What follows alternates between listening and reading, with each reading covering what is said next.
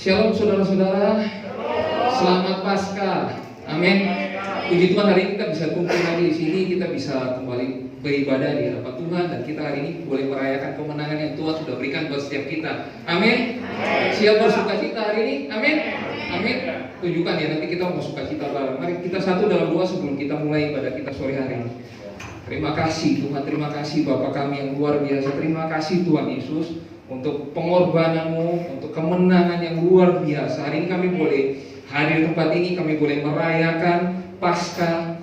Di tahun ini Tuhan sebuah anugerah yang begitu luar biasa. Terima kasih Tuhan atas segala yang sudah Tuhan lakukan dalam kehidupan kami. Kami lebih dari pemenang, kami lebih dari yang kami pikirkan Tuhan, sebab Tuhan sudah menang buat setiap kami. Kami mau serahkan ibadah kami sore hari ini dalam tangan-Mu Tuhan. Tuhan pimpin, Tuhan sertai, Tuhan beracara di tempat ini Tuhan. Apapun yang Kau mau Tuhan, biarlah semuanya terjadi. Kami percaya segala kuasa-kuasa yang ingin mengganggu kami sore hari ini sudah Engkau hancurkan Bapa.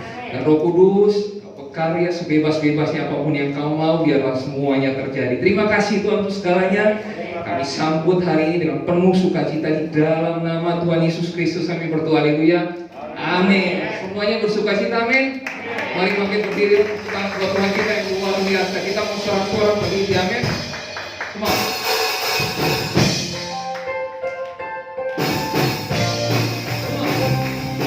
Kita bukan bersorak-sorak bagi Tuhan kita yang luar biasa.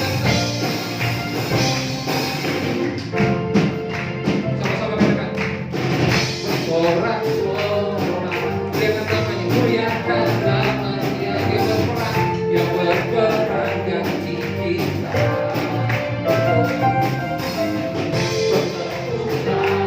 Muliakan namanya, dia selamatkan jiwa kita. Katakan, satu-satunya penebus, satu-satunya penebus yang akan mau kita hidup.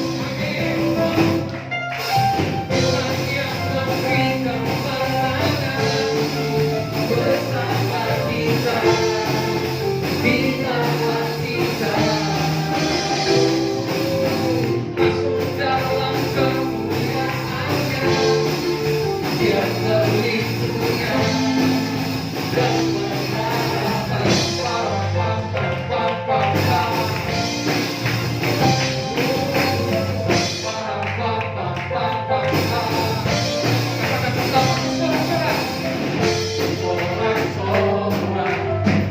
muliakan namanya, Dia berperang ganti kita. Terima kasih Tuhan. Berseru muliakan namanya.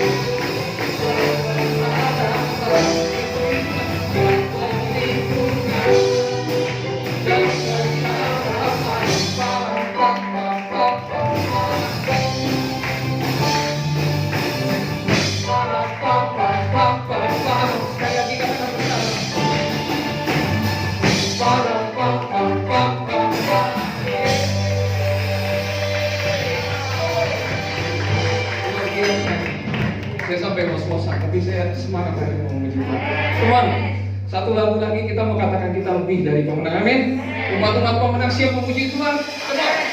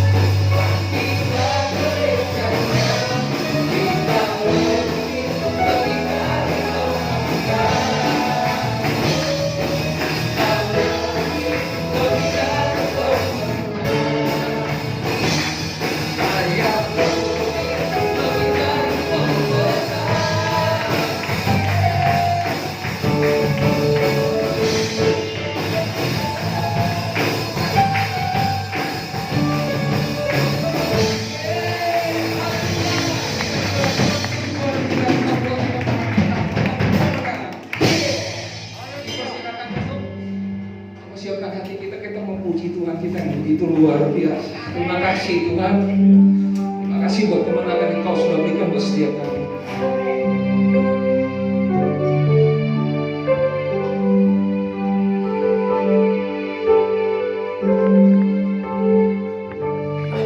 Beri kemuliaan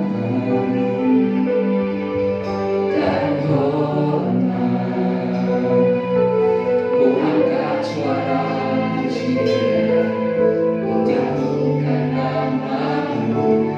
Beri kemuliaan dan hormat, ku angkat suara pujian, ku agungkan nama-Mu. Sebab Kau besar, kekuatan-Mu ajaib. Tiada seperti Kau, tiada seperti tiada seperti Engkau. Sebab Kau besar, kekuatan-Mu ajaib. Tiada seperti Engkau, tiada seperti Engkau, tiada seperti Engkau. Amin. Ku beri kemuliaan, ku beri kemuliaan dan hormat, ku angkat suara pujian, biar bukan Kau di tempat ini. Ku beri kemuliaan dan hormat, ku angkat suara pujian, agungkan nama-Mu. Sebab Kau besar, perbuatan-Mu ajaib. Tiada seperti Engkau, tiada seperti Engkau, tiada seperti Engkau. Sebab Kau besar, perbuatan-Mu ajaib. Tiada seperti Engkau, tiada seperti Engkau. Sebab Kau besar, perbuatan-Mu ajaib. Tiada seperti Engkau, tiada seperti Engkau.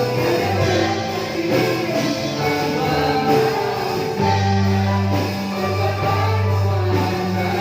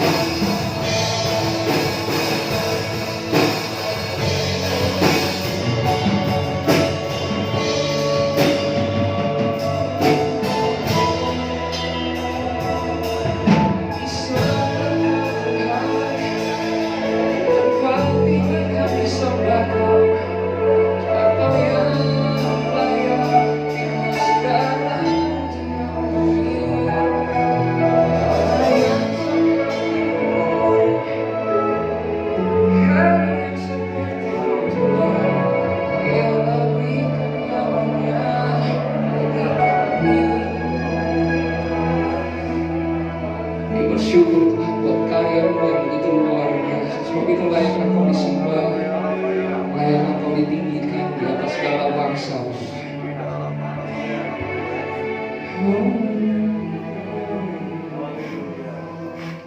Sembah dan puji kita sambut, sembah dan puji Dia.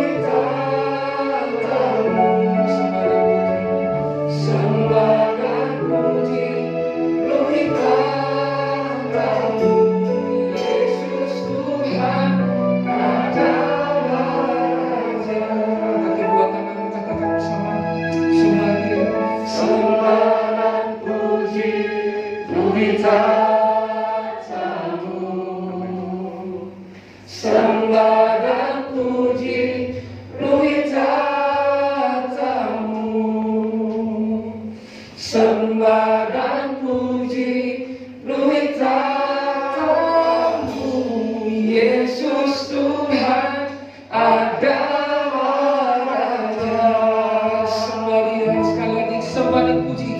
Sembah dan puji kita tamu. Kami naikkan puji, sembah dan puji kita tamu. Sembah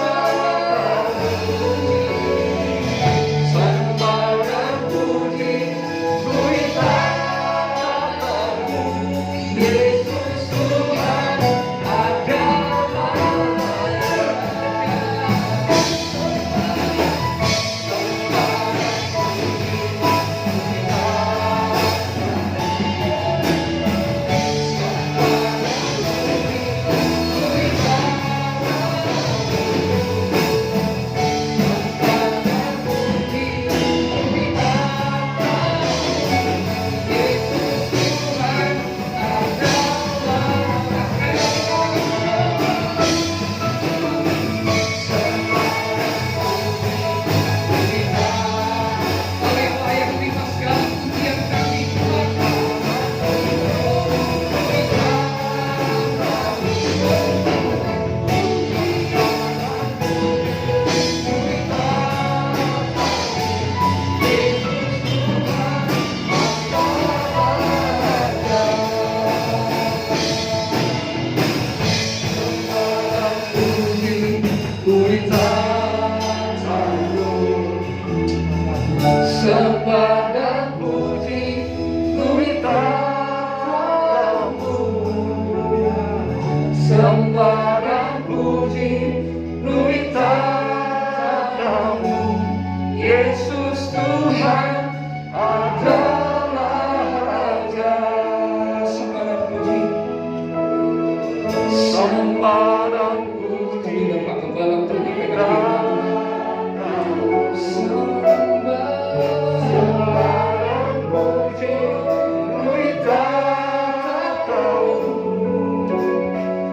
Sembah dan puji kita tamu.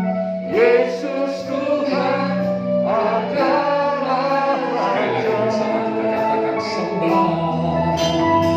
Sembah dan puji kita tamu. Sembah dan puji kita tamu. Sembah dan puji kita tamu. Yesus Tuhan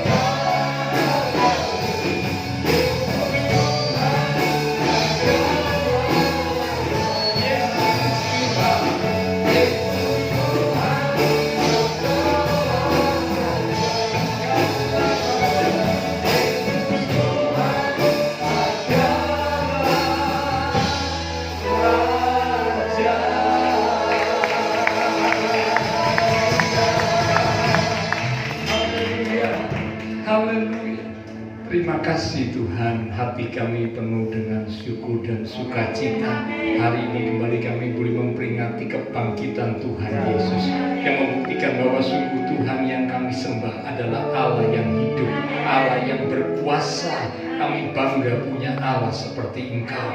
Karena itu kami mempertetapkan iman percaya kami, sekali Tuhan Yesus tetap Tuhan Yesus untuk selama-lamanya.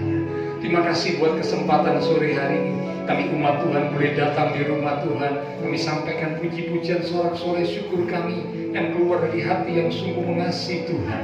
Dan kami yakin setiap pujian yang kami sampaikan boleh menyenangkan hati Tuhan. Engkau hadir di tengah-tengah ibadah kami, bersemayam di atas pujian penyembahan setiap umat-umat. Terima kasih buat kehadiran-Mu Tuhan. Kami hargai, kami hormati kehadiran-Mu. Kami membuka hati kami lebih lagi. Aku mempersilakan Engkau berkata-kata kepada setiap kami lewat firman. Mari urapi setiap kami ya Roh Kudus. Kami mau ambil sikap seperti Maria untuk duduk diam di bawah kaki Tuhan.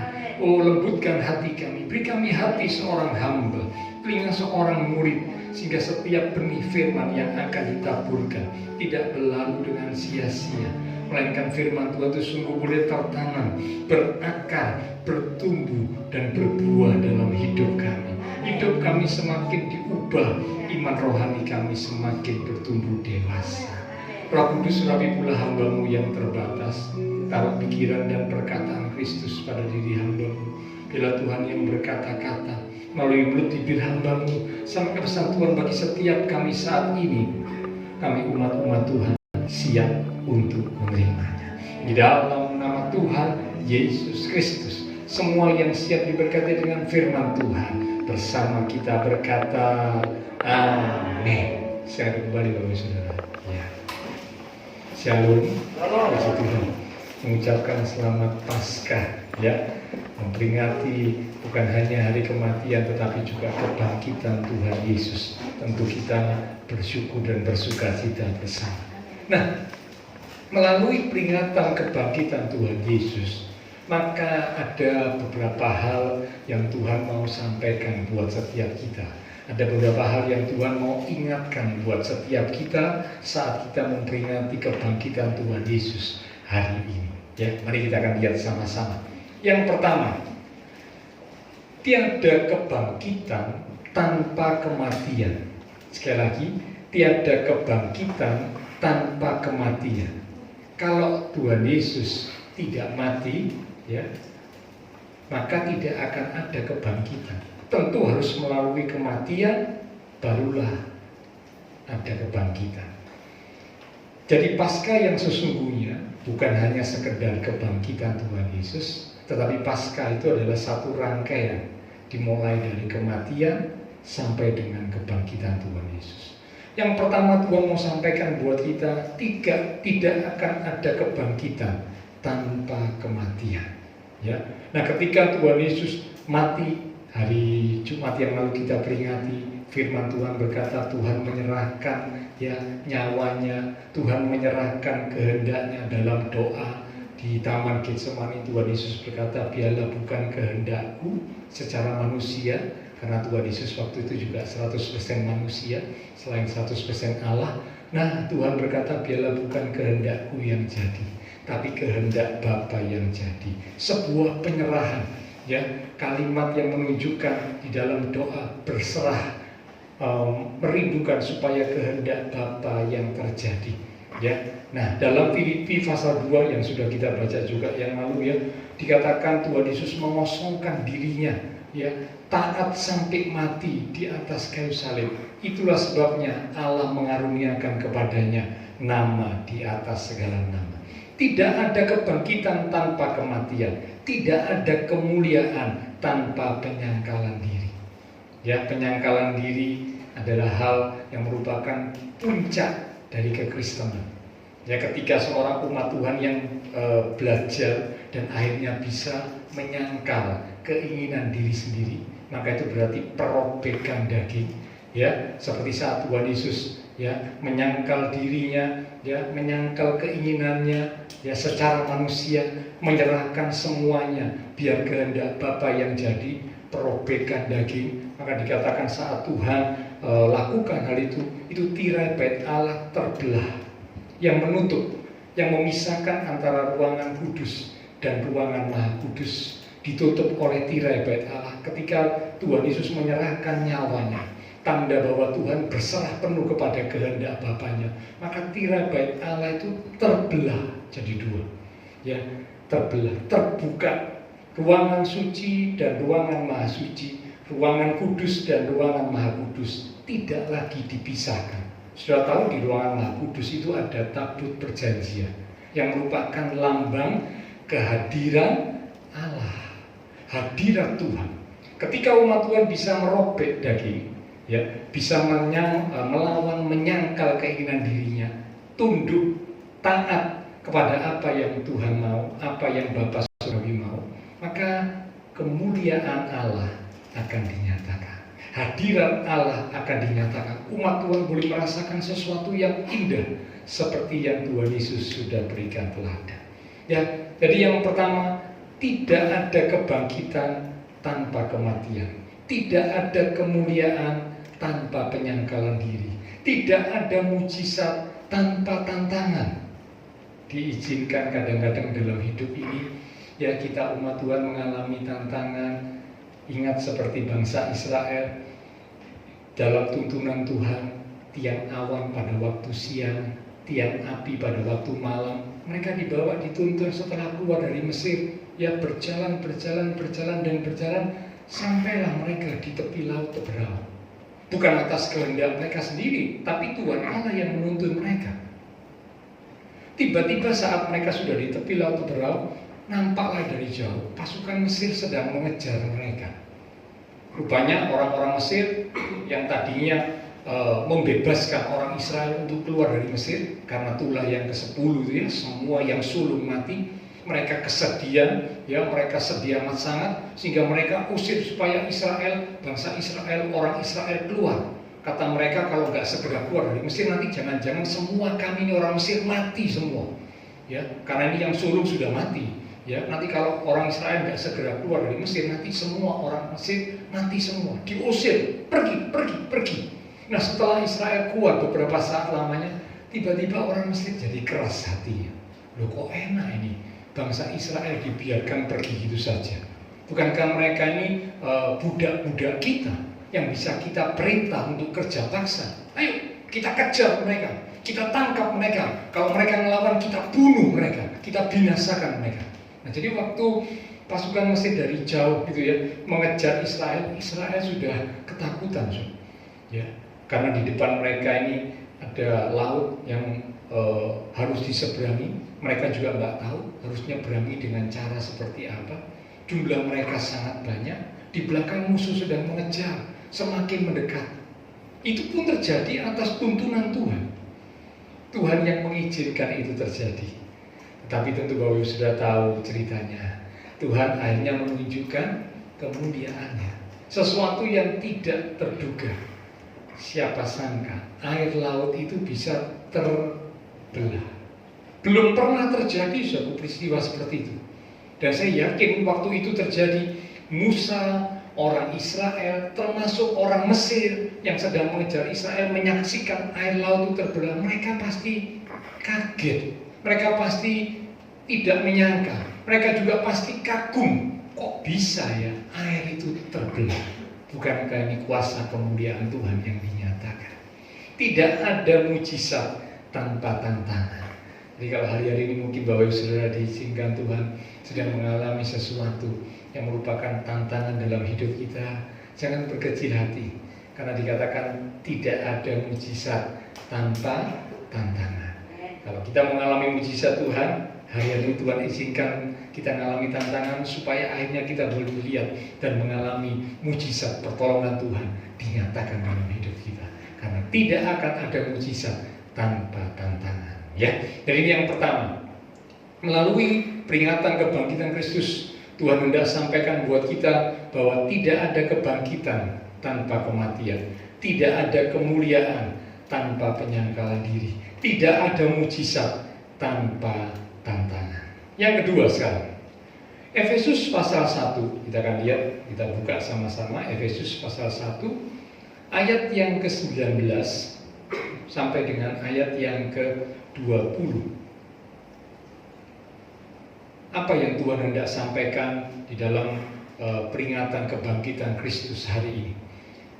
Efesus 1 ayat 19 mulai, demikian firman Tuhan, dan betapa hebat kuasanya bagi kita yang percaya, sesuai dengan kekuatan kuasanya, kuasa Allah yang dikerjakannya di dalam Kristus, dengan membangkitkan dia dari antara orang mati dan mendudukkan dia di sebelah kanannya di surga.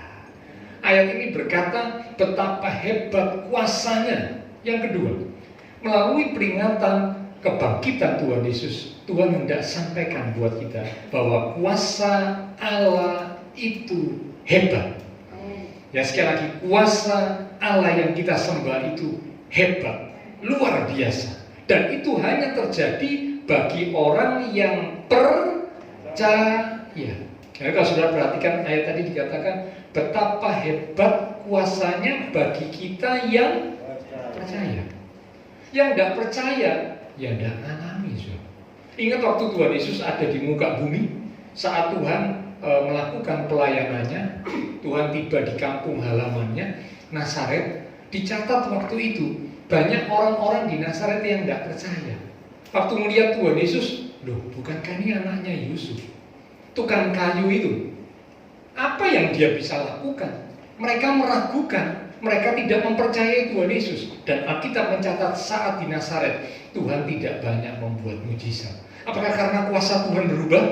Tidak. Apakah karena Tuhan tidak lagi memiliki kuasa? Tidak. Tuhan tetap berkuasa, tapi mujizat tidak terjadi karena orang-orang Nazaret tidak percaya. Jadi Bapak Ibu Saudara, kalau dalam hidup kita tidak mengalami kuasa, tidak mengalami pertolongan Tuhan, rupanya iman percaya kita kurang mantap dalam Tuhan.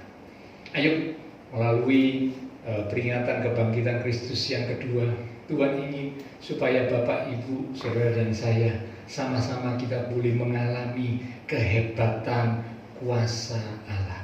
Itulah sebabnya Paulus berkata dalam Filipi 3 ayat yang ke-10, Filipi 3 ayat 10 dikatakan, yang ku kehendaki ialah mengenal dia dan kuasa kebangkitannya.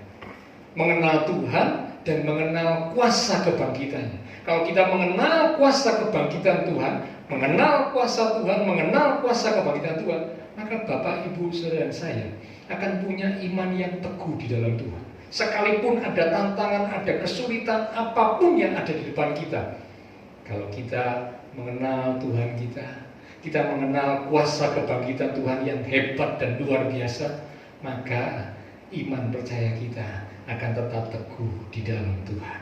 Ya, kuasa kebangkitan Kristus yang luar biasa itu akan membawa kita masuk dalam suatu hidup yang penuh dengan pengharapan. 1 Petrus 1 ayat yang ketiga.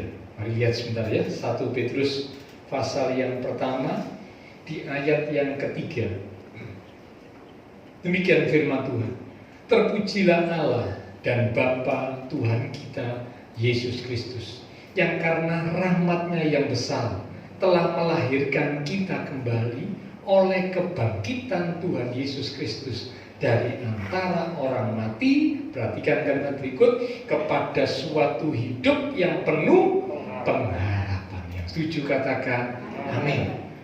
Oleh kuasa kebangkitan Kristus yang kita percayai bahwa kuasa itu hebat, maka dikatakan kita akan dibawa kepada suatu hidup yang penuh dengan pengharapan. Karena itu anak Tuhan yang sungguh-sungguh percaya kepada Tuhan tidak mengenal kata putus asa, tidak mengenal kata tidak punya harapan, tidak ada.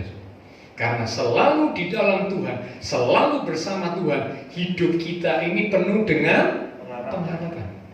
Jadi camkan baik-baik ya, melalui peringatan kebangkitan Kristus hari ini, Tuhan ingin supaya kita merasakan, kita meyakini kehebatan kuasa Tuhan Jangan cuma denger, oh orang lain ditolong, oh orang lain mengalami mujizat, oh orang lain mengalami anugerah, tapi kita tidak, rugi. So. Mari melalui peringatan kebangkitan Kristus, Tuhan ingin kita bertumbuh dalam pengenalan akan Tuhan, kita bertumbuh dalam pengenalan akan kuasa kebangkitan Tuhan yang hebat itu, sehingga membuat iman kita teguh dan kita yakin hidup kita, ya meskipun ada tantangan, adalah suatu hidup yang penuh dengan pengharapan. Bahkan Allah berjanji dalam kitab Yeremia dikatakan memberikan hari depan yang penuh dengan pengharapan, masa depan yang cerah, hari depan yang penuh dengan pengharapan dan bukan rancangan kecelakaan. Ya, jadi yang kedua, kehebatan kuasa Allah Tuhan ingin sampaikan supaya kita yakin saat kita memperingati kebangkitan Tuhan Yesus. Yang ketiga, dalam 1 Korintus pasal 15 di ayat yang ketiga sampai dengan ayat yang keempat, ini juga salah satu ayat yang cukup terkenal, tapi mari kita akan lihat kembali. 1 Korintus 15 ayat 3 sampai 4. Demikian firman Tuhan. Sebab yang sangat penting telah kusampaikan kepadamu. Apakah yang sangat penting yang disampaikan oleh Rasul Paulus kepada jemaat Korintus yang malam ini Tuhan hendak sampaikan buat kita, yaitu apa yang telah kuterima sendiri. Jadi Paulus bukan hanya menyampaikan, tapi ini juga jadi pengalaman hidup Paulus. Paulus menerima dan mengalaminya sendiri. Ialah bahwa Kristus telah mati karena dosa-dosa kita sesuai dengan kitab suci, bahwa ia telah dikuburkan dan bahwa ia telah dibangkitkan pada hari yang ketiga sesuai dengan kitab suci. Kematiannya terjadi sesuai dengan kitab suci, kebangkitannya juga terjadi sesuai dengan kitab suci. Maka yang ketiga, melalui peringatan kebangkitan Kristus, Tuhan hendak katakan kepada kita, biarlah firman Tuhan itu menjadi patokan hidup kita, dasar ketentuan, standar, tolok ukur hidup kita. Seringkali umat Tuhan yang jadi standar atau patokan itu bukan firman Tuhan, yang lain, kata-kata manusia, ya, yang lain yang jadi standar, yang jadi tolok ukur. Seharusnya kalau kita ngerti kebenaran, kita perhatikan ayat yang baru kita baca 1 Korintus 15. Kristus mati pun ternyata sesuai dengan kitab suci. Kristus bangkit pun ternyata sesuai dengan kitab suci.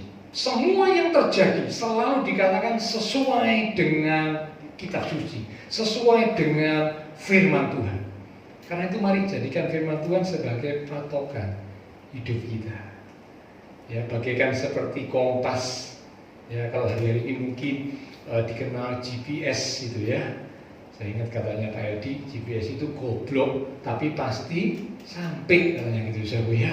Nggak ngerti arah, nggak ngerti ini kira-kira di mana, tapi dituntun oleh GPS belok kanan 200 meter, belok kiri, lurus sampai 1 kilo. Ya, belok tuntun lurus sudah sampai gitu ya. Tidak perlu bingung lagi karena ada GPS yang menuntun.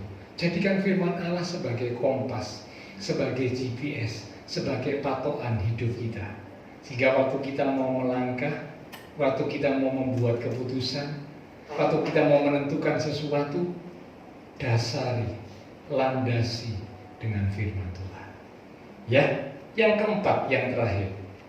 Jadi yang pertama, melalui peringatan kebangkitan Kristus, Tuhan hendak sampaikan buat kita malam ini, tidak ada kebangkitan tanpa kematian, tidak ada kemuliaan tanpa penyangkalan diri, dan tidak ada mujizat tanpa tantangan. Yang kedua, melalui kebangkitan Kristus, Tuhan hendak sampaikan betapa hebat kuasa Allah, sehingga Kristus itu yang sudah mati bisa dibangkitkan, mengalahkan maut. Yang ketiga, ya, melalui peringatan kebangkitan Kristus, Tuhan hendak sampaikan firman Allah itu biarlah jadi patokan, standar hidup setiap kita umat Tuhan. Karena ternyata kematian Kristus pun sesuai dengan firman Tuhan, kebangkitan Kristus pun sesuai dengan firman Tuhan. Yang keempat sekarang yang terakhir, Roma pasal yang ke-6 di ayat yang keempat. Roma pasal 6 di ayat yang keempat. Demikian firman Tuhan. Dengan demikian kita telah dikuburkan bersama-sama dengan Dia oleh baptisan dalam kematian. Memang ayat ini biasanya sering digunakan di dalam penjelasan atau pengarahan tentang baptisan. Lihat kalimat yang berikut. Supaya sama seperti Kristus telah dibangkitkan dari antara orang mati oleh kemuliaan Bapa, demikian juga kita akan hidup dalam hidup yang baru. Yang keempat, yang terakhir. Melalui peringatan kebangkitan Kristus hari ini, Tuhan ingin katakan kepada kita, hidup orang percaya harus ada perubahan. Kalau yang lalu mungkin masih ada kadang-kadang terbawa dalam pola hidup yang lama, dalam pola pikir yang lama. Melalui peringatan kebangkitan Kristus hari ini, ayo sama-sama kita belajar. Katakan, Tuhan, aku rindu supaya aku boleh masuk dalam hidup yang baru. Hidup yang baru berarti hidup yang lama sudah ditinggalkan. 2 Korintus 5 ayat 17 berkata, siapa yang ada dalam Kristus, ia adalah ciptaan yang baru. Yang lama sudah berlalu. Seharusnya anak Tuhan, ya, kalau dia sudah jadi anak Tuhan yang sungguh-sungguh, dia jadi pengikut Kristus yang sungguh-sungguh, hidup yang lama sudah ditinggalkan, masuk dalam hidup yang baru. Memang sesekali bisa jatuh, bisa, tapi nggak boleh berulang kali jatuh, ya. Kalau berulang kali jatuh itu berarti terbiasa hidup lama, terbiasa hidup dosa. Sesekali bisa jatuh. Begitu jatuh segera sadar, segera bertobat, segera bangkit, segera kembali ke jalan yang benar. Amin. Bisa salah, bisa. Kami pun hamba-hamba Tuhan jujur juga bisa salah. Dan begitu kita sadar kita salah, langsung segera berbalik, bertobat, berbalik kembali ke jalan yang benar. Jangan salah tetap tinggal dalam kesalahan, jangan. Ataupun terbiasa hidup dalam kesalahan, dalam dosa, jangan. Berarti terus dalam hidup lama. Nah, Tuhan ingin melalui kebangkitan Kristus setiap umat Tuhan harus masuk dalam hidup yang baru. Yang lama sudah ditinggalkan. Nah, yang lama itu seperti apa, Saya kasih contohnya. Kita lihat dalam kitab Galatia. Ini sebagai ayat-ayat yang hampir terakhir, ya. Galatia pada pasal yang kelima.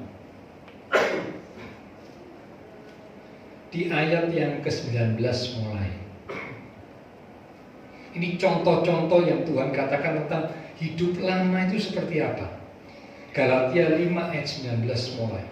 Perbuatan daging telah nyata, yaitu percabulan, kecemaran, hawa nafsu, penyembahan berhala, sihir, perseteruan, perselisihan, iri hati, amarah. Amarah di sini maksudnya menyimpan kemarahan, ya, kepentingan diri sendiri, percideraan, roh pemecah, kedengkian, kemabukan, pesta pora, dan sebagainya. Ada kata dan sebagainya berarti masih ada yang lain, ya, tapi nggak bisa disebutkan semua karena banyak. Cuma ini beberapa contoh. Ini adalah contoh-contoh hidup lama yang biasa dilakukan oleh manusia.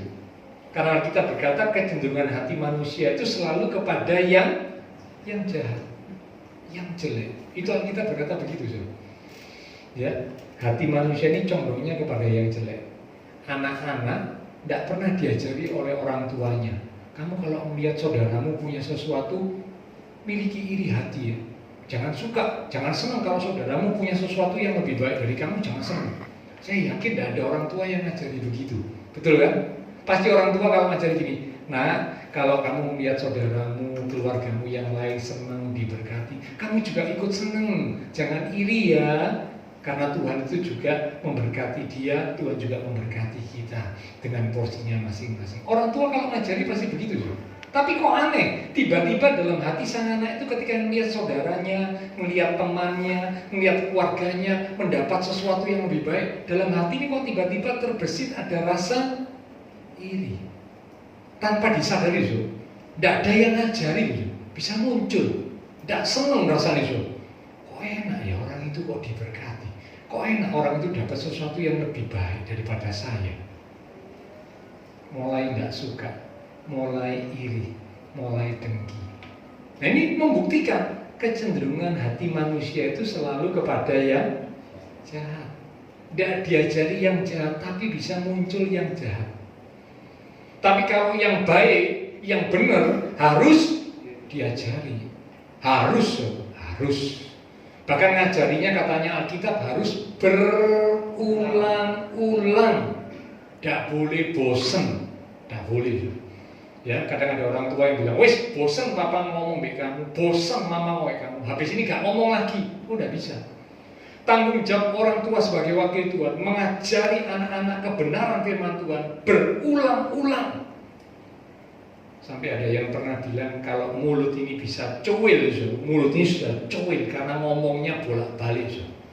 Kadang-kadang anak-anak yang dengar juga mungkin sudah, aduh papa, aduh mama, bu ngomong itu bolak-balik, wis kesel aku. Nah, tapi mesti diomongi lah, kamu salah kok. Kamu sedang keluar dari kebenaran. Kamu sedang melakukan sesuatu yang tidak seperti Tuhan mau. Harus diomongi, harus diingatkan. Tadi pagi, tadi siang, ya sempat saya lihat sedikit waktu duduk-duduk di televisi itu ada berita ya banyak anak-anak sekarang ini kecanduan game. Olahraganya bukan olahraga tubuh tapi olahraganya katanya olahraga jari ya. Kalau tubuh kan tubuhnya yang diolah, sekarang yang diolah itu bukan tubuhnya, jarinya yang diolah. Karena apa? Sehari-hari muteknya itu mutek game. Betul ya orang tua ya, anak-anak sekarang sukanya game ya. Betul ya? Wah orang tuanya udah deg-degan yang jawab ya. Wah ya apa bener apa enggak ya? Sebagian besar suka game katanya sekarang ya. Anak-anak, remaja itu main game terus. Apalagi sekarang kan sering di rumah. Ya enggak ada yang lain yang dikerjakan. Jadi akhirnya sehari-hari main game terus. Nah akhirnya tadi siang saya waktu dia di televisi sampai ada beberapa anak yang sudah kecanduan game tingkat tinggi terpaksa dimasukkan ke rumah sakit jiwa. Ya, rumah sakit jiwa. Jadi rupanya pihak orang tua sudah tidak mampu, ya, ngomongi, nasehati, negur, sudah tidak mampu rupanya ya. Jadi akhirnya terpaksa dikirim ke entah psikolog, entah psikiater ya, ke rumah sakit jiwa untuk diterapi, untuk diobati. Karena apa? Kecanduan main game. Tidak kenal waktu, tidak melakukan yang lain, taunya cuma hidup ini untuk game saja. Cilaka, nah ini orang tua pasti ngomongin, mesti ngasih batasan, mesti ngelarang, mesti mendisiplin, harus, ya. Jadi kita kembali, kecondongan hati manusia itu selalu kepada yang jelek.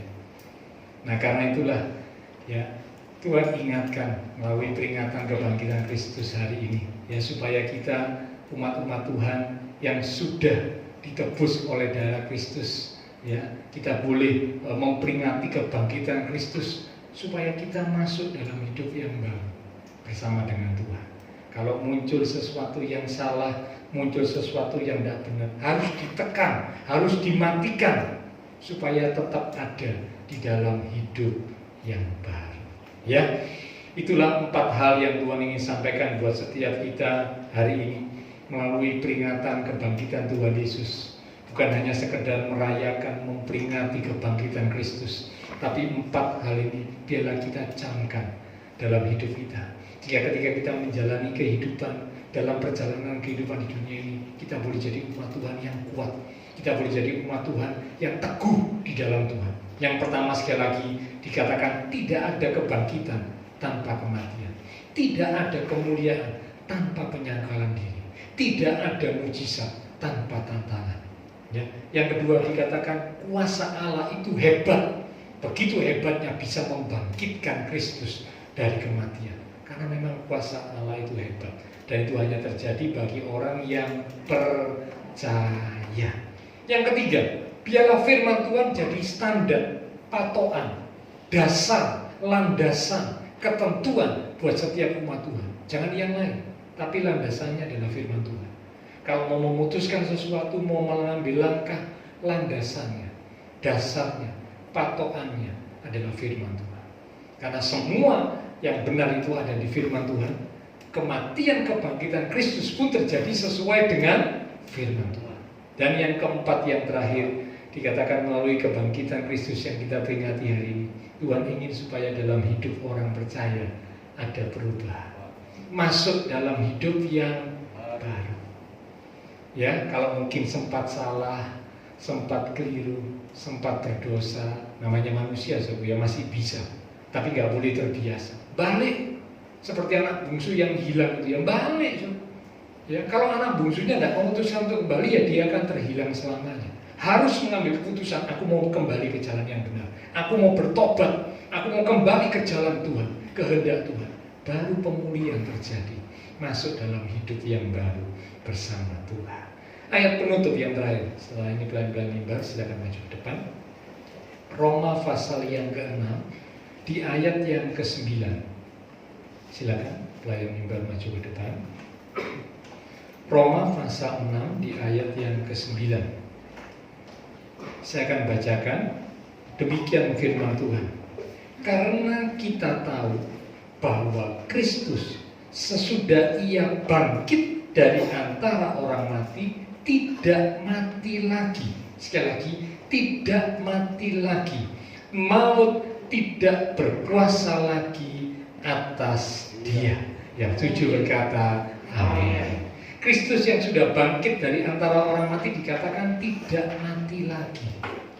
Tokoh-tokoh yang lain kalau mereka pernah mengalami kebangkitan secara tubuh ya, secara fisik, ketika mereka bangkit seperti Lazarus, akhirnya Lazarus mati lagi. Anak janda Naim dibangkitkan, hidup lagi, tapi akhirnya satu saat juga mati lagi, saudara. Ya, tetapi Tuhan Yesus luar biasa, sesudah bangkit dari kematian, Alkitab berkata dengan tegas, tidak mati lagi. Bahkan maut, kuasa maut, ya, ini yang musuh terbesar yang tidak bisa ditaklukkan oleh manusia itu adalah kuasa maut. Siapapun manusia yang hebat tidak bisa menaklukkan kuasa maut, tidak bisa.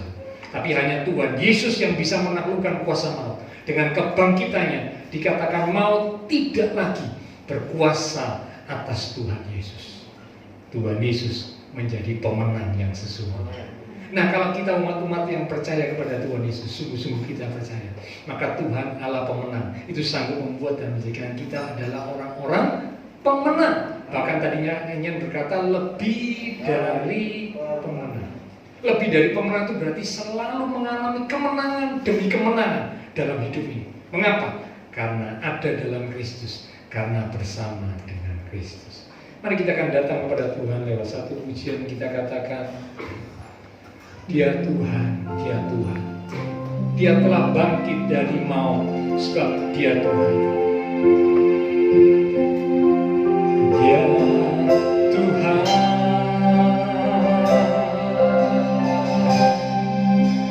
Dia Tuhan. Dia telah bangkit dari maut. Dia telah bangkit dari maut, sebab Dia Tuhan.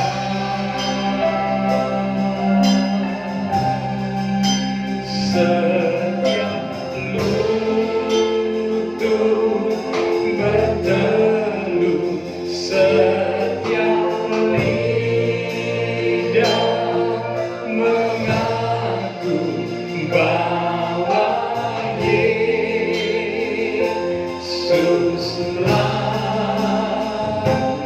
Tuhan. Mari katakan Yesus, Dia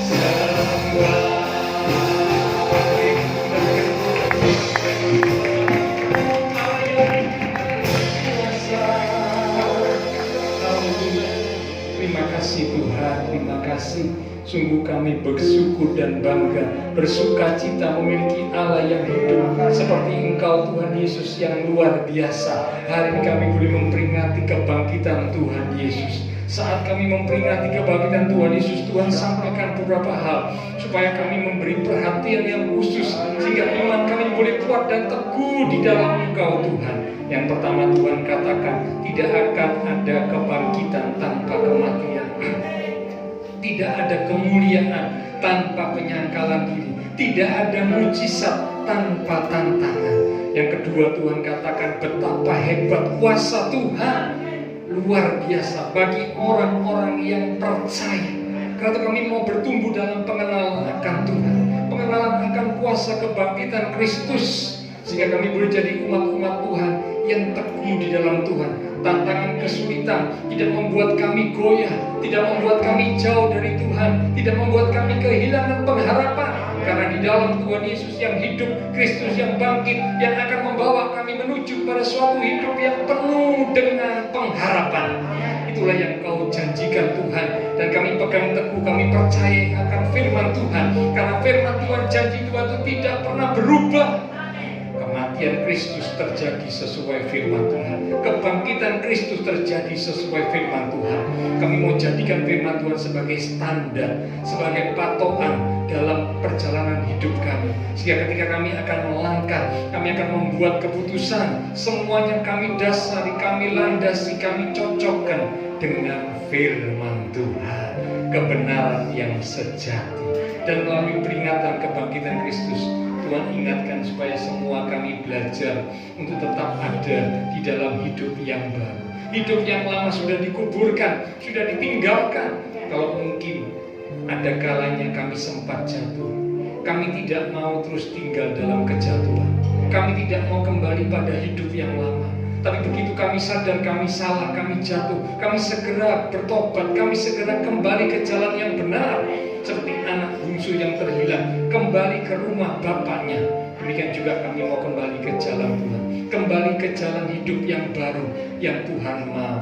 Dan kalau itu kami lakukan, pasti Tuhan akhirnya pemulihan terjadi, anugerah-Mu akan kembali mengalir dalam hidup kami. Terima kasih Tuhan. Hamba terbatas untuk berkata dan menjelaskan, tapi Roh Kudus Engkau yang akan berkata-kata lebih lanjut, mengingatkan setiap firman yang sudah kami terima, sehingga kami bukan hanya sekedar memperingati dan merayakan kebangkitan Kristus, tapi makna kebangkitan Kristus yang sesungguhnya boleh terjadi dalam hidup kami. Kami percaya malam ini semua kami yang hadir diberkati Tuhan. Tambahkan kapasitas kami sehingga kami boleh siap menerima berkat Tuhan yang lebih lagi. Manakala kami diberkati, kami tidak menjauh dari Tuhan, tapi justru kami semakin dekat Tuhan, semakin sungguh-sungguh dalam Tuhan, semakin percaya dan mengandalkan Tuhan, semakin lebih lagi mengasihi Tuhan, karena kami sadar semua itu sumbernya, semua itu datangnya dari Tuhan. Terima kasih Tuhan, terima kasih. Di dalam nama Tuhan Yesus Kristus kami sudah berdoa. Amin. Ibadah kita pada malam hari ini, sekali lagi kita katakan, Dia Tuhan,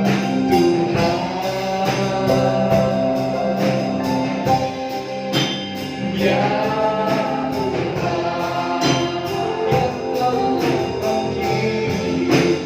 yang telah bangkit, Dia bangkit dari maut sebabnya Tuhan.